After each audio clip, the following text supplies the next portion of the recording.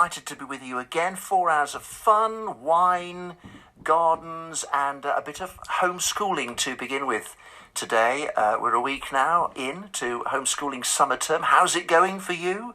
All right, I hope. As I mentioned last Sunday, parents, of course, have got a fair amount of help now from the dear old BBC, all kinds of online resources to get you through it. But how else do we keep it fun and engaging? We had some nice tips from my colleague and former children's TV presenter Kirsten O'Brien last week as well, didn't we? And now to give us more tips is Tara, who is an English and drama teacher for Tutor Doctor and at a secondary school in Slough. So good morning, Tara. Hello, nice to speak to you on this nice sunny day. It's a beautiful day, yeah. It is. And just before we get started, in a sentence, Tutor Doctor is what?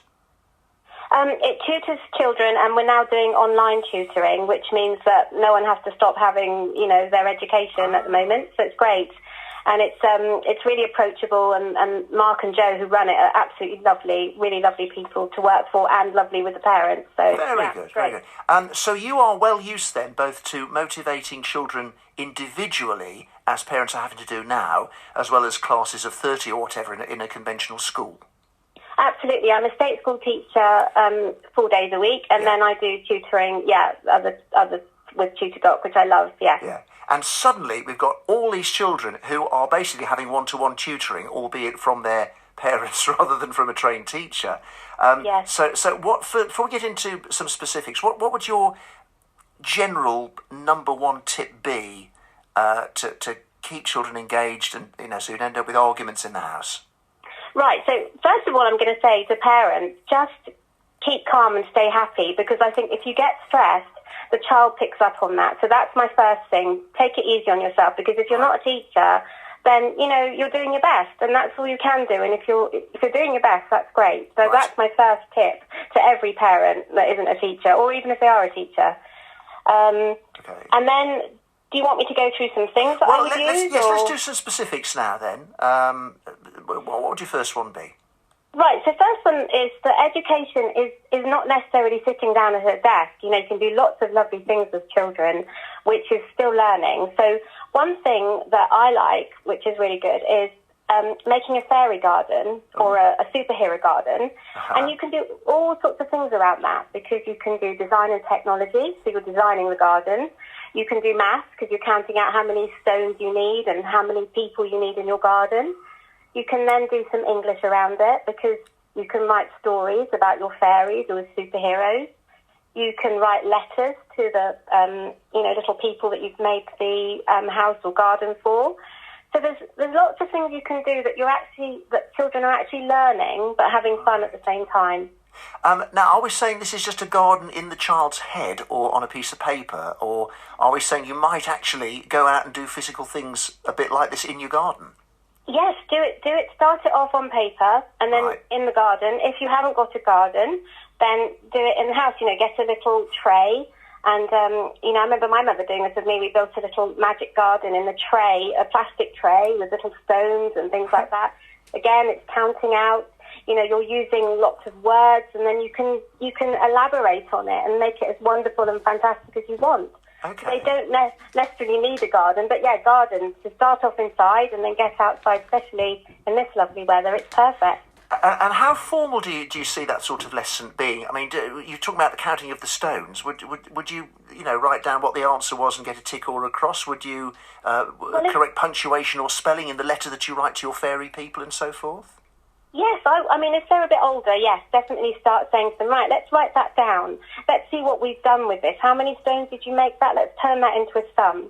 If they're a little bit smaller, then no, obviously don't make it as formal. Just, counting things out and, maybe getting a bit of chalk and writing the number on a pavement or a piece of paper. How many stones have you got? 5.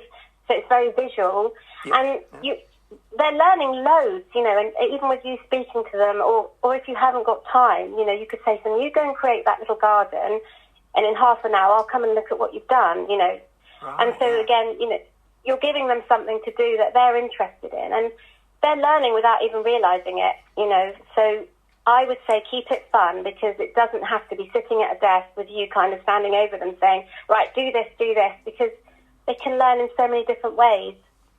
And you mentioned there, for the very little ones, you wouldn't do it very formally. For the older ones, you would. And of course, that brings in the problem that many parents will be homeschooling 2, 3, perhaps more children in a wide range of ages. And teachers don't have to do that. You might have 30 of them, but they're all the same age and they're all being taught the same thing at the same time. So that's a very big ask. What's your advice on that? Right, well, there's actually a really good thing that we do in school called peer-on-peer learning. So we have mentors. So we might have a child of 15 working with a child of 11, helping them to read, helping them to do maths and English, and it helps both parties. So it helps the younger ones and the older ones. So if you've got mixed age ranges, get them teaching each other, because that brings about loads of confidence to the older one. The younger one will be really receptive because they'll say, oh, my older brother or sister is teaching me. And it becomes really fun again. So it's a win-win situation. And the older one can go outside and help. If you've got really little ones, often all you need is a bowl of water, a paintbrush, and they can be painting numbers and letters. And the older one can be saying, yeah, that's great, that's really good. And the older one feels really positive about themselves. And, there's lots of things you can do that you don't realise has so many benefits, Yeah. The only problem with that maybe is that, siblings know each other so well and love to wind each other up and fall out. It's not like, in a formal school situation with a well-behaved 15-year-old looking after an 11-year-old. I wouldn't have thought. And you're chuckling, so you know what I'm saying, obviously. Yeah, I do. I do know exactly what you're saying. But to be honest, we often pick the children that are challenging. So we pick the 15 or 16-year-olds that have challenges. And you'll be surprised that when you have a little chat with them and say, look, we've chosen you for this because we know that you are, so if perhaps you've got an older sibling and you say, look, I know how brilliant you are at maths. I want you to show, little Tommy or whatever. I know what you mean. I mean, there will be times when you'll be like, oh, shaking your head, going, oh, no. I made this harder for myself rather than easier, yes. Yeah. All right. Try and play on the older one's kind of sense of responsibility and how great they are and amazing, and lots of positive encouragement. Yeah, good luck with that, yeah. We'll do part 2 in a moment, Tara. We've got some more great ideas to add to the fairy garden and the superhero house. Here, Tara, who is a teacher, with us as well, with ideas on homeschooling. We're thinking more of drama and English today. We've done the fairy garden, we've done the superhero house. Films, you think, can be a very useful starting point, Tara. Tell us more. Absolutely. I think you can, you can get your child to make a film. So I love, dressing up Fox and say to them, if you've got a few children or one child, go off and make something and then we'll sit down tonight and watch it. So that's really good. Also, the National Theatre are offering on YouTube, if you go onto there, they're offering free live, the live performances that they've filmed that you would normally have to pay, £50 to go and see. That's free on YouTube, and The Show Must Go On. They've got some wonderful musicals, all, streamed from the theatre. Right. So those are things that you can sit and watch as a family, or they can, watch and take in. They've got brilliant shows going on there. After that, would you then formalise that with a discussion about it, or writing an essay or a critique of the performance or something like that? Absolutely. Yeah, I would write a review on it. I would maybe think about the characters, start looking at some of the language that was used. There's so much you can pull out of it from just, sitting and watching it, because to go up to London and have to, get everybody on the train, and it's really expensive. So now National Theatre and Show Must Go On are saying, here we go. So you can watch sort of very cultured things that you might not normally be able to afford. So, it's great. Films, plays, musicals, very good starting point. And really simple games as well. And you're taking me right back to when I was preschool age, and a lot of the first words I learnt were from my nan, who lived with us, and it was playing Hangman. Yes, Hangman. I love Hangman. It's brilliant. Oh, and do you know what? Children learn to spell that way because you're making it fun, and they don't realise that they're learning things. And you can put in little things like, oh, do you notice how that word is, slightly different? Because, you might use night, Knight, and you're saying, look at that K. It looks completely different, doesn't it? But it sounds like night. So you're coming in with homophones and all kind of grammatical things. And they don't even realise that they're learning that stuff. But it goes in because it's in a fun way. Yeah. Mind you, I'm just thinking, I'd say to my child, oh, look, it begins with a K, even though it sounds just like the N. And then, of course, they'd say, why is it there then? And then I might be a bit stumped. Well, that's a a historical thing. It was actually pronounced tonight a long time ago, back in Chaucer's time. But it might get you into it as well. You see, you might like to look at the history of the language and lots of things that you can learn. So it's really good. And frankly, in our modern age, it's not an excuse to say I'm afraid I don't know anymore, because you can type anything into a search engine and you can jolly well find out, can't you? For both you and the child. Yeah. Absolutely. So it's a good time as well for them to see you learning new things, because I think often if we say, oh, well, actually I don't know, but I'm going to look it up, they think, oh, okay, Mummy and Daddy doesn't know, but they're going to look it up, so that's really good. That I can do that as well. Doesn't mean we have to know everything, that we're all learning together. So it's really nice. I think if you were young, little, you'd be quite proud of knowing something also that Mommy or Daddy had to look up, because that's obviously a grown-up thing to know, isn't it? Yes, absolutely. And confidence is really important for children. Giving them confidence at this time when they're out of school, when they go back to school, confidence, I cannot tell you how much that means when you're in education or any setting. You know yourself. If you feel confident in yourself, then you're going to learn more.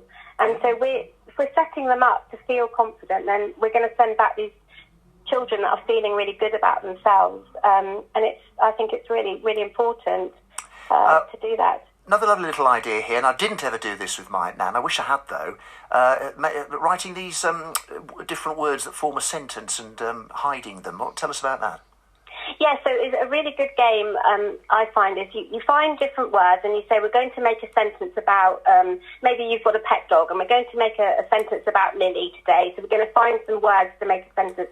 So if you've got a few children or you've got one, you say, right, off you go, I'm going to time you, and they come back with some words, and they might be words that don't make sense at first, and then we lay them out on the floor, very visual, and then we make that into a sentence, Lily is a funny dog, and where is the verb, and where is the noun, and and you can do the words in different colours, so that then they say, oh, a noun is always green, or a verb is always red. And again, they're learning, but they're learning, by being active, and these are times when they really remember things. Children remember things when they're put into games and fun ways and things like that. So, and you can do that with anything. You can do it with younger children. You can say, let's just find numbers. So I'm going to hide numbers around the house, number 2, number 3, and you've got to find them. So it can go right up to sort of end of primary, so you can start to get harder with, different words or different numbers, sums, anything. Children love things being hidden. I don't know why, but they just love it. Yeah, discovery. It's discovery in its most simple form, yeah, absolutely. Does it matter if you're not keeping up with all the subjects on the curriculum? I'm telling you what I'm thinking of. My nephew loves maths. He's only 9, but oh my goodness, he will do tables or adding up and taking away or fractions all day long, right? Yeah. But if I were looking after him, I bet when I tried to move him off onto another subject, he wouldn't be too keen on that. Does that really matter at this time, do you think, or would you just go with what's turning them on?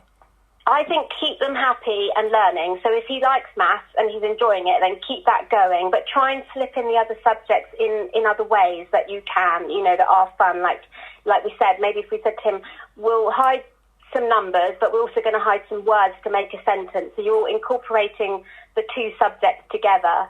I think at his age, I wouldn't say it's mega important. The most important thing is we keep him focused on some sort of learning. I think that's really important.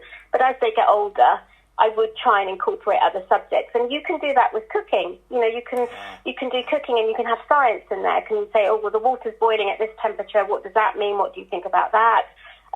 Let's read a recipe. So you've got your English because you're putting things in order. So you need to put them in order. You could say, let's put them in alphabetical order. So he could be doing other subjects without even knowing he's doing other subjects. Maths, of course, as well. I know he doesn't need extra maths, but if your child wasn't keen on maths, the fact that, this recipe serves 8 and we're only going to make it for 4, so how are we going to make the right amount? That would deal with that, wouldn't it? Yeah. And all your grams and kilograms, and are we making it for less people? But there's another site that might help people. It's called Twinkle, and it costs £38 a year, so it's accessible for just about everybody, I would say.